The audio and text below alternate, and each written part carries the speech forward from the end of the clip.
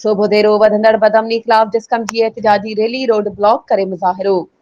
सोबोदेरो में वधंदड़ बदअमनी ख़िलाफ़ जिस्कम जे सॾ ते शहरनि ऐं कारकुननि पारां मेहराब वाह पुल खां सोबोदेरो थाणे ताईं रैली कढी वई। रैली जी शिरकत कंदड़नि पुलिस स्टेशन सोबोदेरो अॻियां पहुची रोड ब्लॉक करे निटहण उस में रोड ते वेही सख़्त एहतिजाजी मुज़ाहिरो कयो, जंहिं सबबि ट्रैफ़िक मुअतल थी वई ऐं शहरनि खे अच वञ में ॾुखियाईनि खे मुंहुं ॾियणो पियो।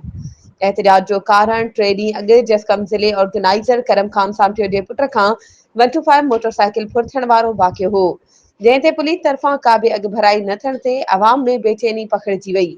एहतिजाज दौरान जिस्कम अॻवाननि फ़कीर इमदाद मंगी, आरिफ खाकी, एडवोकेट अख्तियार चन्ना, सोशल वर्कर मैडम शबाना नाज़ शेख ऐं ॿियनि ख़िताब कंदे चयो त सोबोदेरो में बदअमनी वधी वई आहे। चोरियूं खुरियूं ऐं ॾोह जो रोज़ जो मामूल बणिजी विया आहिनि, जॾहिं त पुलिस मुकमल तौर नाकाम नज़र अची रही आहे। अॻवाननि डीआईजी सखर ऐं एसएसपी खैरपुर खां मुतालबो कयो त फुर थियल मोटरसाइकिल फौरी तौर ते वापसि कराई वञे, ॾोहनि ते कंट्रोल आंदो वञे ऐं शहरनि खे तहफ़ुज़ फ़राहम कयो वञे।